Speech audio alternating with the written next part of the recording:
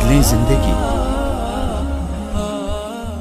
علامات کبریٰ کا ذکر، بڑی علامتیں جو کہ بالکل خرق عادت کے انداز میں ہوگی، جن کا معاملہ جو ہے وہ آپ کے ناپ تول میں نہیں آ سکتا، آپ کی کیمسٹری فزکس اس کا جو ہے وہ نہیں کر سکتی، ادراک ہوگا یہ قیامت کی۔ ان میں نمبر 1 کیا ہے؟ ایک بہت بڑا دھواں آئے گا، پوری دنیا کو لپیٹے گا۔ نمبر 2، دجال کا ظہور ہوگا، جو اپنی خدائی کا دعویٰ لے کر آئے گا اور بنوائے گا۔ اس کے ہاتھ میں ہو جائیں گے، قبضے میں ہو جائیں گے سارے ذرائع پیداوار کے۔ اس کی طرف بھی پہلا قدم اٹھ چکا ہو، ٹرپس کے نام سے معاہدہ ہو چکا ہے۔ کوئی ملک اپنا بیج پیدا نہیں کر سکتا، یہ بیج ہم نے ڈیولپ کیے ہیں۔ ان کے ڈیولپمنٹ سے پہلے تم ایک ایکڑ سے کتنی گندم لیتے تھے، آج کتنی لے رہے ہو؟ کس بنا پر؟ جینیٹکس کا جو کام ہم نے کیا ہے اس کی بنا پر ہو رہا۔ ہاں تو ہمارا حق ہے، اس کی رائلٹی ہمارے پاس آنی چاہیے۔ لہذا صرف ان اداروں سے، ملٹی نیشنل سے خریدا جائے گا بیج، اور بیج بھی وہ دیں گے وہ کہ جس سے جو فصل اگے گی وہ بیج نہیں لا سکتی، وہ بیج کا کام نہیں کر سکتی۔ جیسے آپ کو معلوم ہے کہ آپ کے ہاں جو گوشت کھایا جاتا ہے مرغے کا، تو مرغا وہ جو ہے اس میں مرغا ہو یا مرغی ہو، اس کے اندر کوئی وہ کیفیت ہی نہیں ہے۔ ان کے انڈے جو ہے ان سے آپ بچے حاصل نہیں کر سکتے، ہے تو انڈا، دیکھنے کو تو انڈا ہے، لیکن وہ بنڈا جو ہے اس سے بچہ تو نہیں حاصل کر سکتے۔ ایسے ہی وہ گندم کا بیج لیں گے، نظر آئے گی گندم، لیکن اس کے اندر وہ صلاحیت نہیں ہے کہ اس سے جو فصل اگے گی اس کا نتیجہ جو ہے وہ بھی آپ لے سکیں۔ یہ ہونا ہے، اللہ جانے، قدم اٹھ رہے ہیں ادھر۔ پھر یہ ہے کہ دابۃ الارض، زمین سے ایک حیوان نمودار ہوگا، زمین شق ہوگی۔ ابھی میں کہہ رہا ہوں خرق عادت ہے، یہ چیزیں وہ نہیں ہیں جو ہماری کسی حساب کتاب میں جو باتیں پہلے آئی ہیں وہ تو حساب کتاب میں آ رہی ہیں، ساری سمجھ میں آ رہی ہیں، ساری چیزیں مشاہدہ ان کا ہو رہا ہے۔ لیکن یہ ہے کہ دابۃ الارض، یہ کہتے ہیں کہ کوہ صفا، اس میں تو نہیں ہے حدیث میں، کوہ صفا پھٹے گا اور اس میں سے ایک حیوان دابہ وہ ظاہر ہوگا، تو اسی لیے فرمایا ہے وَإِذَا وَقَعَ الْقَوْلُ عَلَيْهِمْ أَخْرَجْنَا لَهُمْ دَابَّةً مِّنَ الْأَرْضِ تُكَلِّمُهُمْ، تو ہم اندر سے پیٹ کے چیر کر زمین کے پیٹ کو ایک حیوان کو برآمد کریں گے جو انسانوں سے بات کرے گا، گفتگو کرے گا۔ نمبر 4، طلوع الشمس من المغرب، یہ بھی خرق عادت، سورج تو طلوع ہوتا ہے مشرق سے، غروب ہوتا ہے مغرب میں، لیکن اس وقت معاملہ الٹا ہو جائے، یعنی جو کائنات کے اندر جو گڑبڑ ہوگی کچھ سمجھ میں بات آتی ہے کہ یہ معاملہ جو ہے، یہ تو اس پورے سولر سسٹم کو اگر بدل دیتے ہیں تو مشرق مغرب ہو جانا، مغرب مشرق ہو جانا، یہ سمجھ میں آنے والی بات ہے۔ اس کے بعد ہے عیسیٰ ابن مریم کا نزول، جس کے بارے میں آج میں نے گفتگو کی ہے تفصیل سے۔ یہ نزول ہونا ہے، یہ علامات قیامت میں سے حضور نے بیان فرمایا ہے، اور قرآن مجید کی جو اصطلاحات ہیں اس کے حوالے سے میں نص قطعی جو ہے وہ میں آپ کے سامنے رکھ چکا ہوں۔ پھر یاجوج ماجوج کا ایک معاملہ ہے، یہ میں ابھی اس وقت زیادہ اس پر بات نہیں کر سکتا۔ حضرت عیسیٰ علیہ السلام کے نزول کے بعد 2 کام ہوں گے، یہودیوں کا قلع قمع ختم، تمام یہود، ایک کام تو یہ ہونا ہے، اور نمبر 2 عیسائیت کا ختم ہو جانا، عیسائیت کی نفی کر دیں گے، بھائی تم مجھے خدا کا بیٹا بنائے بیٹھے ہو، میں تم خدا کا بیٹا نہیں ہوں، میں تو اس کا بندہ ہوں، رسول ہوں، میں نے تم سے کب کہا تھا کہ مجھے خدا کا بیٹا بناؤ۔ نمبر 2 یہ کہ وہ خنزیر کو قتل کر دیں گے، یعنی یہ تم نے خنزیر کب سے کھانا شروع کر دیا، میں تو تم کو نکاح اجازت دے کر گیا تھا، یہ تو شریعت موسوی میں حرام تھا، اور میں کہہ کر گیا تھا کہ یہی شریعت تم پر لاگو رہے گی، ہاؤ کم تم نے کیسے یہ؟ آج بھی بہت سے رومن کیتھولکس جو ہے وہ سور نہیں کھاتے، وہ اس میں ہے ان کے اندر کچھ نہ کچھ بات جو ہے جو حضرت عیسیٰ کی تعلیمات کا کچھ اثر ان کے ہاں ہے۔ میں تو ایک مرتبہ، یہ 1971 کی بات ہے، 4-5 دن کے لیے برسلز میں رکا تھا، اس لیے کہ وہاں مجھے ایک صاحب نے خط لکھا تھا کہ وہاں ایک نوجوان ہے، ابھی اس ایمان لایا ہے، اور اس کے کچھ مسائل ہیں، ہم کوشش کر رہے ہیں ان کے مسائل حل کریں، آپ بھی جا رہے ہیں۔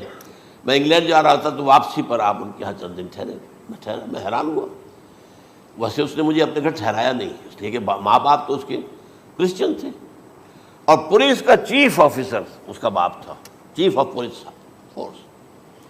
اس نے مجھ سے 1 دن کھانے پہ بلایا، میں ہوٹل میں ٹھہرایا مجھے، اس نے کہا آپ اطمینان سے یہاں کھانا کھائیں.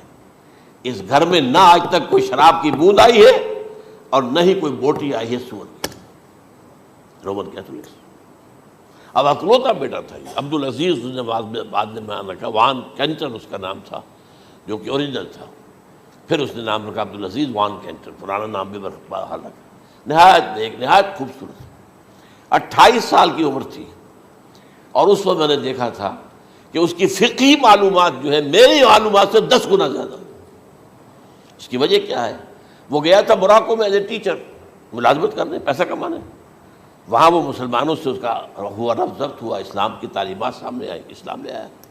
اب اکلوتا بیٹا ہے اور ماں باپ جو ہے کرسچن کیتھولکس. جب وہاں سے واپس آیا تو پھر کہتے ہیں کہ ہمارے درمیان ایک معاہدہ ہے، وی آر لیونگ ٹوگیدر، لیکن یہ معاہدہ ہے ہم مذہب پہ بات نہیں کریں گے، بس باقی جو بھی ہے وہ ساتھ رہ رہے ہیں. لیکن میں حیران ہوا، مجھے معلوم نہیں تھا. اچھا اس کے بعد اس نے جب اسلام کا فیصلہ کیا تو اس کے سامنے سوال آیا کون سی فقہ اختیار کروں. تو اس نے بڑی جو ہے تھورو اسٹڈی کی ہے تمام فقہوں کی، کمپیریٹو اسٹڈی. ان کو کرنے کے بعد پھر فائنل فیصلہ اس کا یہ تھا کہ حنبلی فقہ میں اختیار کروں. چاروں فقہوں میں سب سے لیٹسٹ حنبلی ہے، یعنی حنفی نمبر 1، پھر مالکی نمبر 2، پھر اس کے بعد شافعی نمبر 3، پھر یہ امام احمد ابن حنبل ہے. اور امام احمد ابن حنبل کے زمانے تک احادیث بہت بڑے پیمانے پر جمع ہو چکی تھی، جبکہ ابھی حضرت امام ابو حنیفہ کے زمانے میں کوئی اتنا زیادہ جو ہے حدیث کا بھی ذخیرہ نہیں بنا تھا.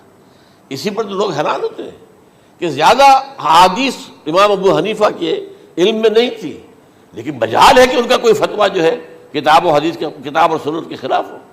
اگرچہ انہوں نے صاف کہا کہ اگر تم پاؤ کوئی ایسی سچی حدیث، پختہ حدیث جو میری کسی رائے کے خلاف ہو تو میری رائے کو دیوار پر دے مارنا اور اس صحیح حدیث کی پیروی کرنا. لیکن ویسے اس کے بعد یہ کمال یہ ہے کہ بہت ہی کوئی شاذ معاملہ ہے کہ جس میں ان کا کوئی فتویٰ وہ کتاب و سنت کے منافی ہو یا سنت کے منافی ہو. کتاب پہ تو سوال پیدا نہیں ہوتا، کتاب تو ساری ان کے سامنے موجود تھی. اس کے بعد یہ ہے کہ یاجوج ماجوج، اصل میں بتا رہا تھا آپ کو کہ جب عیسائیت بھی ختم ہو گئی، یہود ویسے ختم ہو گئے، استیصال ہو گیا، جڑ کٹ گئی. اب عیسائیت گویا کہ اسلام میں ضم ہو گئی. عیسائیت مذہب ختم، یہودی خود ختم. اب یہ طاقت کتنی ہو جائے گی؟ تقریباً 2/3 دنیا آ گئی. تمام اب عیسائی 2 ارب کے قریب ہے، 1 ارب 90 کروڑ ہو گئے، یا مسلمان بھی 1 کروڑ 50-60 لاکھ ہیں. دونوں کو جوڑ لیجیے کتنے ہو گئے؟ 6 ارب کل آبادی ہے. لیکن اس کے بعد آتا ہے یاجوج ماجوج کا خروج. یہ یاجوج ماجوج میرے نزدیک چائنا اور رشیا ہے. ان کی مجموعی طاقت اتنی ہوگی اور یہ اس طرح آئیں گے ہر اونچائی پر سے اترتے ہوئے، پھسلتے ہوئے. جیسے 1962 میں جب وار ہوئی تھی بٹوین چائنا اینڈ انڈیا 1962 میں، تو وہ اس وقت کا نقشہ مجھے آج بھی اخبارات میں پڑھتا تھا تو یاد، waves after waves of Chinese soldiers were coming down the slopes of Himalayas. یہ تو وہ ہے نا جن کی تعداد کا کوئی حساب نہیں ہے. اور رشیا اور یہ مل کر جو ہے، میرا اندازہ یہ ہے کہ جب پہلے ملحمۃ العظمیٰ ہوگی وہ عیسائیوں اور مسلمانوں کے درمیان، اس وقت یہ دونوں پاورز نیوٹرل رہیں گی. لیکن غالباً یہ بات طے کر لیں گی کہ ویپنز آف ورلڈ جو ہے ماس ڈسٹرکشن، یہ استعمال مت کرنا. اگر یہ ویپنز آف ماس ڈسٹرکشن استعمال کرو گے تو ہم میدان میں آ جائیں گے. اس میں وہ جنگ جب ہو چکے گی، پھر حضرت عیسیٰ کو فتح حاصل ہو جائے گی، اور پھر یہ کہ یہودیت ختم ہو جائے گی، عیسائیت بطور مذہب ختم ہو کر اسلام میں ضم ہو جائے گا. پھر وہ 40 برس کا عہد حکومت ہے حضرت عیسیٰ علیہ السلام. لیکن جب یہ فتح ہو جائے گی ان پر، اب یاجوج ماجوج آئیں گے اور اتنی تعداد میں آئیں گے کہ بحیرہ طبریہ جو ہے اس کا سارا پانی پی جائیں گے. یہ تو اگر آپ کو کبھی اندازہ ہو یا کوئی آپ جانیں ان لوگوں کو جو ان چینیوں سے واقف ہیں، وہ کہتے ہیں زمین پر ہلتی ہوئی کوئی چیزوں سے وہ چھوڑی چھوڑ کے کھا جائیں گے. جہاں وہ جاتے ہیں ایز اے لیبرر، وہاں کے جو سارے کتے ہیں ختم، ساری بلیاں ختم، ہر شے وہ جو سانپ کھاتے ہیں، ہر چیز کھاتے ہیں، اور یہ تمام ایسٹرن کنٹریز کے اندر ہوتا ہے، بڑی ڈیلیشیس ڈشز ہیں یہ، سانپ وغیرہ وغیرہ، اور یہ جس طرح کھا جائے، پانی پی جائے، ایک قطرہ نہیں رہے گا اس پر. تو پھر جو ہے اللہ تعالیٰ اس وقت جو ہے اس میں ایک ایسی بیماری پیدا کرے گا کہ یہ سب مر جائے. یہ معجزے سے ہوگا، یعنی ان کے اوپر فتح جو ہے وہ عام لڑائی کے ذریعے سے نہیں ہوگی، بلکہ اس کے اوپر فتح جو ہوگی وہ اللہ تعالیٰ سے بوجھ، ایک بیماری پیدا ہوگی، سب مر جائے گا. اور اس کے بعد اللہ تعالیٰ ایسے پرندے بھیجے گا بڑی لمبی لمبی گردنوں والے، وہ ان سب کو کھا جائیں گے. جیسے ہمارے ہاں گدھ ہوتے ہیں وہ ان کو صاف کر دیں گے. ورنہ تو یہ ہے کہ پوری دنیا کے اندر جو بدبو اور جو پیدا ہوتا معاملہ اس سے، تو اس نوع انسانی کی بقا ممکن نہیں تھی. ان کے خاتمے کے بعد پھر یہ ہوگا کہ حکومت اسلامی جو ہے پوری دنیا میں حضرت مسیح علیہ السلام کی ہوگی. 45 برس وہ رہیں گے، اسی میں وہ کہلن بھی آ جائے گا، وہ فی المہد و کہلن جو میں نے شروع میں بیان کیا تھا. اسی میں پھر یہ ہے کہ وہ شادی بھی کریں گے، ان کی اولاد بھی ہوگی، اور پھر ان کا انتقال ہوگا تو حضرت حضور صلی اللہ علیہ وسلم کے حجرے میں، وہیں پر جہاں حضور اور ابو بکر اور عمر رضی اللہ تعالیٰ عنہم دفن ہیں، وہیں پہ ان کو دفن کیا جائے گا. اور قیامت کے دن حضور فرماتے ہیں کہ میں اور یہ تینوں ساتھ نکلیں گے. تو یہ ہے حالات و واقعات. بہرحال اس میں یہ ہے کہ یہ نوٹ کر لیجئے کہ جہاں تک ہمارے ہاں آج کل کا معاملہ ہے، میرے نزدیک میں یہ کہنے پر مجبور ہوں، جو رفع و نزول مسیح کو نہیں مانتا وہ کم سے کم منکر حدیث ضرور ہے. میں اس سے کم کا فتویٰ نہیں دے سکتا. اب یہ ہے کہ جو لوگ مہدی کو نہیں مانتے ان کا معاملہ میں مختلف سمجھتا ہوں. چند منٹ لے رہا ہوں آپ کے، اور اس لیے کہ ان کی حدیثیں صحیحین میں نہیں ہیں، بخاری مسلم میں نہیں. اور یہ کہ بہرحال ان کا معاملہ جو ہے وہ ایسا نہیں ہے حضرت عیسیٰ کا. حضرت عیسیٰ کے آنے کا جو کچھ ہوگا وہ تو میں نے آپ کے سامنے بیان کر دیا. لیکن یہ ہے کہ حضرت مہدی ہمارے نزدیک اس میں خرق عادت کوئی ہے ہی نہیں. جیسے ہر صدی کے مجدد ہوتے ہیں، آخری صدی کے مجدد وہ ہوں گے، اور میرے نزدیک یہی آخری صدی ہے، اور اسی میں حضرت مہدی کا ظہور ہو جانا. سعودی عرب میں کوئی خانہ جنگی ہوگی کسی بادشاہ کے انتقال پر، اور پھر اس وقت یہ ظاہر ہوں گے. اس وقت ملک کے حالات کو سنبھالنے کے لیے لوگ ان کو زبردستی نکالیں گے، چھپے ہوئے ہوں گے ایک گھر میں. یہ حضرت ام سلمہ رضی اللہ تعالی عنہ کی روایت ہے کہ ایک بادشاہ کے انتقال پر یہ خانہ جنگی ہو جائے گی، اور ایک شخص مدینے سے بھاگ کر مکے میں چھپ جائے گا. یہ تو ہے ان کے الفاظ، میں توجیہ کر رہا ہوں. یہ لوگ ان کی طرف دیکھ رہے ہوں گے کہ یہ جو وقت آیا ہے فتنے کا ہماری قوم پر، ہمارے ملک پر، تو ان کی شخصیت ایسی ہے کہ یہ بیچ میں آئیں، صلح صفائی کرائیں، اور وہ جو ہے اس ذمہ داری سے بچ کر بھاگیں گے اور جا کر مکے میں چھپ جائیں گے. پھر لوگ انہیں تلاش کر کے نکالیں گے اور زبردستی ان کے ہاتھ پر بیعت کریں گے، ورنہ وہ اتنے بڑے منصب کو. اور پھر یہ بھی ہے، ایک حدیث میں آتا ہے یصلحوا فی لیلۃ واحدہ، ایک رات میں ان کی مکمل اصلاح کر دیں گے. یعنی اگر کوئی تھوڑا بہت نقص اور عیب کوئی ہوا بھی، کوئی کمی کوتاہی ہوئی بھی، تو اللہ تعالیٰ ایک رات میں اصلاح کروا دے.